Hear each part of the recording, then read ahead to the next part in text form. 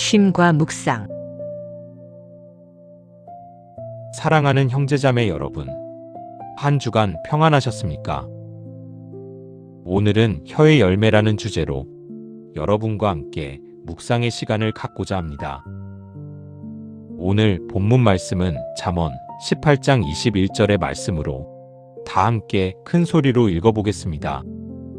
죽고 사는 것이 혀의 권세에 달렸나니 혀를 쓰기 좋아하는 자는 그 열매를 먹으리라. 아멘.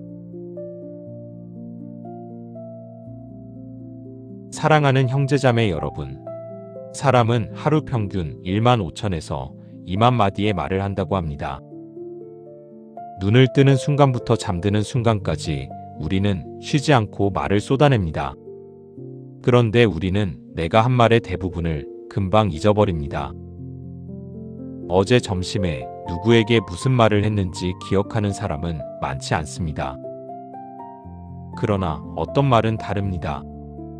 어떤 말은 수십 년이 지나도 그 사람의 영혼에 박혀 지워지지 않습니다.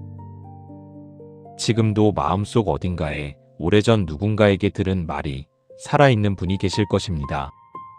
어릴 때 부모님께 들은 말, 가장 믿었던 사람에게 받은 상처의 말, 아니면 반대로 절망하던 순간 누군가가 건네준 따뜻한 한마디. 그 말은 오랜 시간이 지나도 우리의 자존감과 결단과 용기에 여전히 영향을 미치고 있습니다. 그만큼 말은 가볍지 않습니다. 말은 우리가 생각하는 것보다 훨씬 더 깊이, 훨씬 더 오래 사람의 영혼 안에 새겨집니다. 말의 권세는 강합니다. 말은 단순한 공기의 진동이 아닙니다. 말은 살리고 죽이는 힘을 가지고 있습니다. 오늘 본문 잠언 18장 21절은 이렇게 선언합니다. 죽고 사는 것이 혀의 힘에 달렸나니 혀를 쓰기 좋아하는 자는 혀의 열매를 먹으리라. 하나님은 혀의 생사를 가르는 힘이 있다고 엄중하게 경고하십니다. 우리가 뱉어낸 말은 반드시 열매가 되고 그 열매를 우리 자신이 먹게 된다고 말씀하십니다. 이 말씀을 들으면 대부분의 사람은 이렇게 결심합니다. 이제부터 말 조심해야지. 혀를 잘 제어해야지. 그러나 그 결심은 오래가지 않습니다. 의지력만으로 혀를 다스리려는 시도는 번번이 실패합니다. 왜 우리는 알면서도 반복해서 죽이는 말, 상처 주는 말, 불평과 험담의 말을 쏟아낼까요? 그 이유를 성경은 분명하게 말합니다. 성경은 단순히 입술의 테크닉을 고치라고 말하지 않습니다. 왜냐하면 하나님은 우리의 말을 먼저 바꾸려고 하지 않으시기 때문입니다. 하나님은 우리의 마음을 새롭게 하심으로 우리의 말을 바꾸십니다. 그리고 새로워진 말을 통해 우리의 삶을 변화시키십니다. 이것이 오늘 우리가 함께 붙들어야 할 핵심 메시지입니다. 언어의 개혁은 위에서 아래로, 즉 외적 억제에서 시작되지 않습니다. 안에서 밖으로, 곧 마음의 변화에서 시작됩니다. 마음이 먼저이고 말은 그 열매입니다. 오늘 말씀을 통해 우리말이 흘러나오는 마음의 샘 근원을 함께 점검하고 삶을 변화시키는 복음의 능력을 경험하시기를 주님의 이름으로 축원합니다. 먼저 본문이 선언하는 죽음과 생명의 의미를 깊이 살펴보아야 합니다. 잠언이 경고하는 혀의 생사는 단순히 육체적인 죽음과 살만을 의미하지 않습니다. 그것은 우리의 관계, 신앙, 공동체, 그리고 인생 전체의 생사를 가리킵니다. 말 한마디가 깨어진 가정을 살리기도 하고 수십 년 지켜온 공동체를 단숨에 무너뜨리기도 합니다. 우리가 무심코 뱉은 독한 한마디가 다른 사람의 가슴에 평생의 상처로 새겨져 그 영혼을 서서히 죽이기도 합니다. 반대로 위기의 순간에 건네진 따뜻한 격려 한마디가 한 사람의 인생 전체를 살려내기도 합니다. 말이 이토록 생사를 가르는 이유는 무엇입니까? 그 답을 예수님이 직접 말씀해 주십니다. 마태복음 12장 34절입니다. 마음에 가득한 것을 입으로 말함이라. 혀는 독립적으로 작동하지 않습니다. 혀는 마음의 상태를 그대로 밖으로 투영하는 통로입니다. 마음에 분노가 가득하면 분노의 말이 나오고, 마음에 감사가 가득하면 감사의 말이 흘러나옵니다. 마음에 비교와 시기가 자리하면 비난과 험담이 쏟아지고, 마음에 하나님의 사랑이 충만하면 격려와 위로가 넘쳐납니다. 잠언 4장 23절에서도 같은 원리를 말씀합니다. 무릇 지킬 만한 것보다 더욱 내 마음을 지키라. 생명의 근원이 이에서 남이니라. 생명의 근원은 혀가 아니라 마음입니다. 사도 야고보는 우리 안에 있는 이 모순을 날카롭게 고발합니다. 이것으로 우리가 주 아버지를 찬송하고, 또 이것으로 하나님의 형상대로 지음을 받은 사람을 저주하나니 한 입에서 찬송과 저주가 나오는도다. 내 형제들아, 이것이 마땅하지 아니하니라.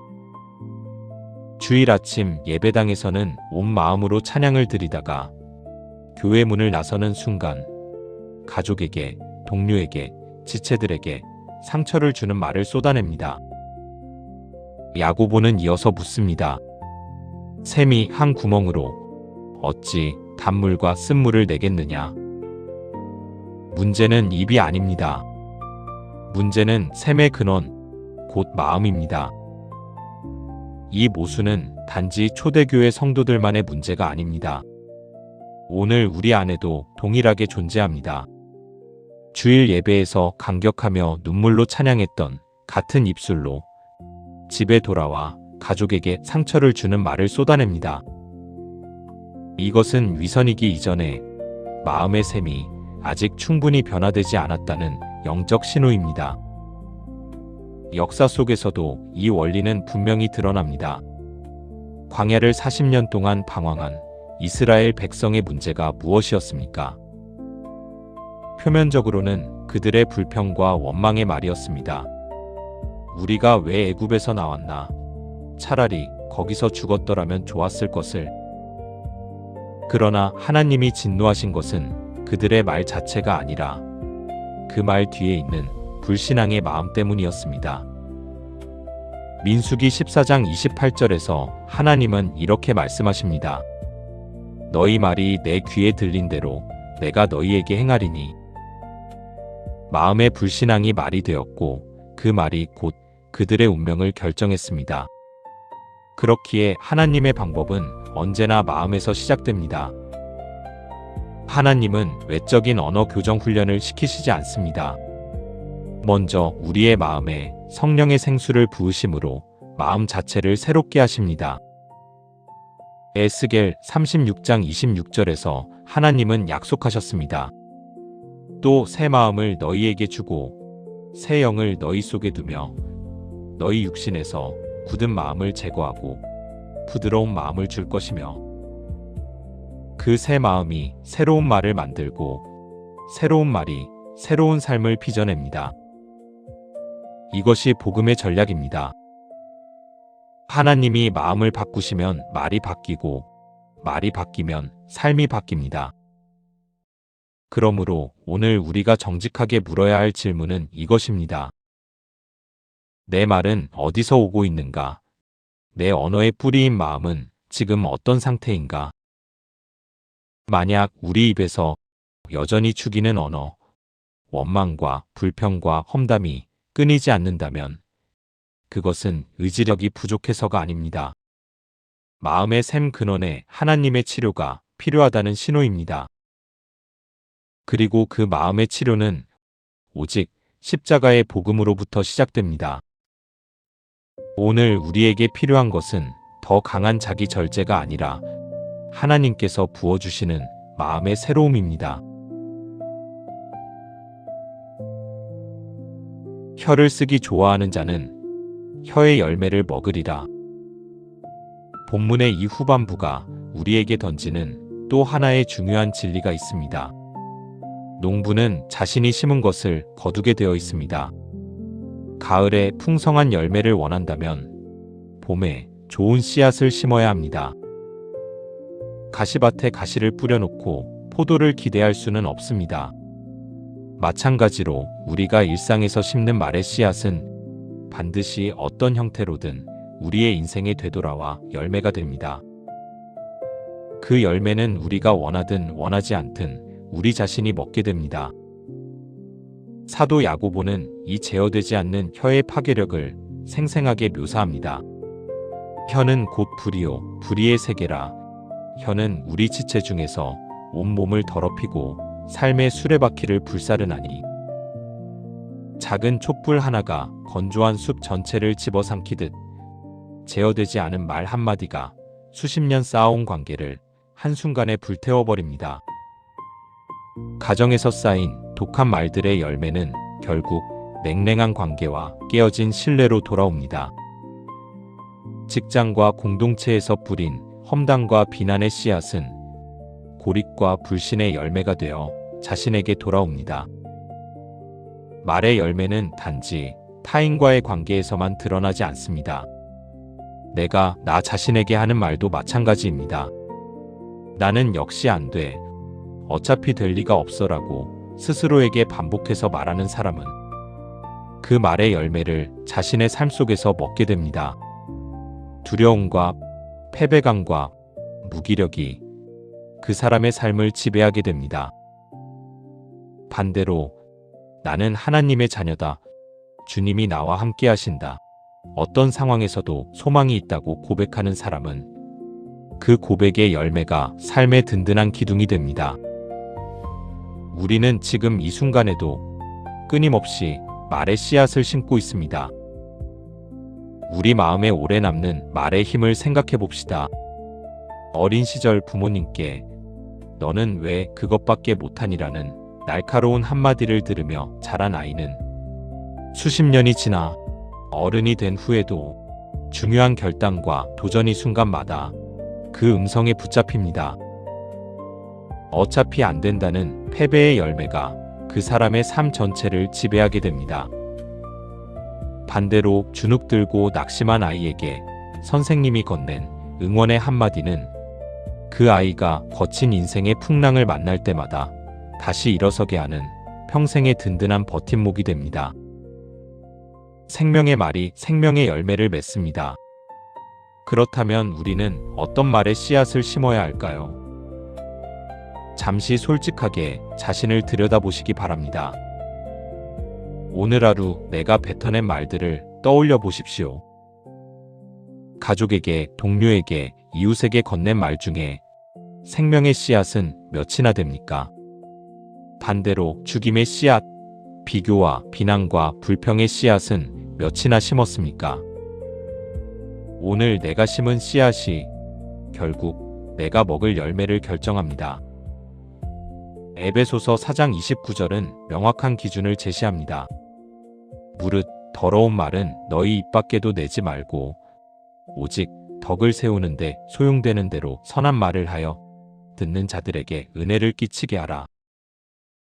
여기서 바울이 말하는 덕을 세우는 말은 단순히 칭찬의 말을 많이 하라는 뜻이 아닙니다. 상대방을 하나님 앞에 세워주는 말, 그 사람이 하나님 안에서 자신의 가치와 가능성을 발견하도록 돕는 말입니다. 바로 이 지점에서 핵심 메시지가 다시 살아납니다. 마음이 변하면 심는 씨앗이 바뀝니다. 하나님이 우리 마음을 새롭게 하실 때 우리 입에서 흘러나오는 말의 씨앗이 바뀝니다. 험담 대신 격려를, 비난 대신 위로를, 불평 대신 감사를, 저주 대신 축복을 심기 시작합니다. 그리고 하나님은 마음으로부터 흘러나온 그 새로운 말들을 통해 우리의 가정과 관계와 인생 전체를 아름다운 생명의 역사로 변화시켜 가십니다. 새로워진 말은 결코 허공을 맴돌지 않고 반드시 새로워진 삶의 열매를 맺습니다. 우리의 언어는 우리가 어떤 마음으로 살아가는지를 정직하게 드러내는 영적 지표입니다. 그 지표의 내용을 바꾸는 길은 오직 하나입니다. 마음의 샘 근원을 새롭게 하시는 하나님께 우리를 의탁하는 것입니다. 이 대목에서 한 가지 오해를 반드시 풀어야 합니다. 요즘 일부 신앙 문화 속에서는 말하는 대로 이루어진다, 긍정의 말을 선포하면 현실이 바뀐다는 믿음이 퍼져 있습니다. 그러나 이것은 내 욕망과 의지의 힘으로 현실을 조작하려는 것이지 성경이 말하는 믿음의 언어가 아닙니다. 이것은 하나님이 중심이 아니라 내가 여전히 중심인 언어입니다. 성경적 믿음의 언어는 내가 원하는 것을 선포하는 것이 아닙니다. 참된 믿음의 언어는 어떤 절망적인 환경 속에서도 하나님의 사랑과 그분의 약속을 끝까지 붙드는 고백입니다. 내 형편은 이러하지만 나의 하나님은 신실하십니다. 나는 약하지만 주님의 은혜는 내게 충분합니다. 두렵지만 주님이 나와 함께 하십니다. 이것이 복음의 언어입니다.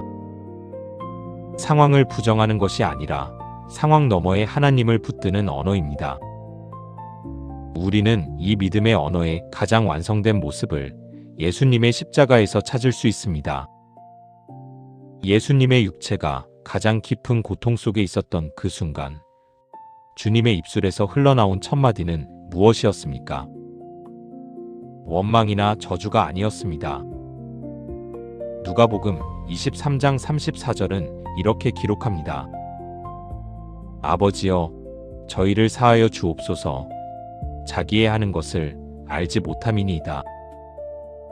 못 박힌 손, 채찍에 찢긴 등, 가시관으로 피 흘리는 머리. 인간이 상상할 수 있는 가장 극심한 고통의 자리에서 주님의 입술에서 흘러나온 말은 바로 용서였습니다. 어떻게 이것이 가능했습니까? 예수님의 마음에는 온 인류를 향한 하나님 아버지의 사랑이 가득했기 때문입니다. 마음에 가득한 것이 입으로 나옵니다. 사랑이 가득한 마음에서 용서의 언어가 흘러나옵니다. 예수님의 언어는 십자가에서만 드러난 것이 아닙니다. 부활하신 후 베드로를 찾아가시는 장면을 보십시오. 베드로는 주님을 3번 부인한 자였습니다. 제자로서 가장 치욕스러운 실패를 경험한 사람이었습니다. 그 베드로 앞에서 예수님은 무엇라고 말씀하셨습니까? 꾸짖지도 비난하지도 않으셨습니다. 오히려 요한복음 21장에서 예수님은 베드로의 눈을 바라보며 말씀하십니다. 요한의 아들 시몬아, 내가 나를 사랑하느냐? 이 물음은 신문이 아닙니다. 사랑의 회복입니다. 배신한 베드로를 향한 변함없는 사랑의 마음에서 흘러나온 이 회복의 언어가 베드로를 초대교회의 반석으로 다시 세웠습니다. 새 마음에서 새 언어가 나오고 새 언어가 새 생명을 만들어냅니다. 이 예수님의 언어 방식은 우리 각자에게 큰 울림을 줍니다. 우리 주변에는 실패한 사람들도 있고 상처받아 낙심한 사람들도 있습니다. 또한 스스로를 가치 없다고 여기며 주저앉은 사람들도 있습니다. 그 사람들에게 우리는 어떤 말을 건네고 있습니까? 예수님이 베드로에게 그러셨듯 우리도 누군가에게 회복의 언어를 건넬 수 있습니다. 나는 당신을 믿습니다. 하나님 안에서 당신은 여전히 새 출발이 가능합니다. 라고 응원할 수 있습니다. 그러나 이 언어는 결코 우리 자신의 착한 의지에서 나오지 않습니다. 오직 예수님의 마음이 우리 안에 채워질 때만 흘러나옵니다. 우리도 이 언어를 배울 수 있습니다. 그 길은 예수 그리스도의 십자가 복음을 통과하는 것입니다. 주님이 십자가로 우리의 죄를 사하시고 우리의 마음을 먼저 새롭게 하셨기에 이제 우리도 사방이 우겨쌈을 당할 때 이제 끝났다가 아니라 주님의 은혜는 충분합니다라고 고백할 수 있습니다. 관계가 무너지는 것 같은 고통의 자리에서 저 사람은 나의 원수다가 아니라 주님, 저 사람을 불쌍히 여기소서라고 기도할 수 있습니다. 이 변화는 우리 의지의 성과가 아닙니다. 주님이 마음을 만지셨기 때문에 가능한 일입니다. 주님이 우리의 마음을 어루만지시면 상황을 해석하는 말이 바뀝니다. 주님께 드리는 고백이 바뀔 때 절망의 환경이 소망의 삶으로 변화되기 시작합니다. 사랑하는 형제자매 여러분, 야고보서는 이렇게 말씀합니다. 혀는 능히 길들일 사람이 없나니 쉬지 아니하는 악이요 죽이는 독이 가득한 것이라. 인간은 스스로의 힘으로 혀를 길들일 수 없습니다. 내 강한 결단만으로는 결코 입술이 변하지 않습니다. 새해 결심으로 나름의 의지력으로 말을 바꾸려 했지만 며칠을 넘기지 못한 경험을 한 번쯤 해보셨을 것입니다. 그러나 기억하십시오. 하나님은 우리의 말을 먼저 바꾸려고 하지 않으시고 십자가의 보혈과 성령의 능력으로 우리의 마음을 먼저 새롭게 하십니다. 그리고 새로워진 마음에서 새로워진 말이 흘러나올 때 그 말을 통해 우리의 삶 전체를 변화시키십니다. 이것이 언어 개혁의 순서입니다. 마음이 먼저고 말은 그 다음이며 삶의 변화는 그 말의 열매입니다. 갈라디아서 5장이 말씀하는 성령의 9가지 열매, 곧 사랑, 희락, 화평, 오래 참음, 자비, 양선, 충성, 온유, 절제는 결국 우리의 입술과 행동을 통해 세상 밖으로 드러납니다. 성령께서 우리 마음의 샘 근원을 다스리실 때 비로소 우리는 나를 살리고 이웃을 살리는 성령의 열매로서의 새 언어를 맺게 됩니다. 시편 기자는 이렇게 기도했습니다. 여호와여, 내 입에 파수꾼을 세우시고 내 입술의 문을 지키소서. 우리의 입술을 지키는 분도 우리의 입술을 여는 분도 주님이십니다. 우리가 해야 할 일은 날마다 주님 앞에 우리의 마음을 열고 성령의 다스리심을 구하는 것입니다. 오늘 이 예배를 마치고 삶의 자리로 돌아가실 때 딱 한 가지만 기억하시기 바랍니다. 내 말을 바꾸려 하기 전에 먼저 내 마음을 주님께 맡기십시오. 주님이 고치신 마음에서 터져나오는 생명의 말들이 여러분의 가정을 살리고 관계를 회복시키고 인생을 복되게 이끌어 가시기를 예수 그리스도 이름으로 축복합니다. 아멘. 오늘 말씀을 일상생활을 하면서 또는 잠자리에 들기 전에 묵상 기도의 시간을 꼭 가지시기 바랍니다. 귀한 시간 함께 해주셔서 감사합니다. 구독과 좋아요, 알림 설정으로 이 빛의 메시지를 더 많은 분들과 나눠주세요. 감사합니다.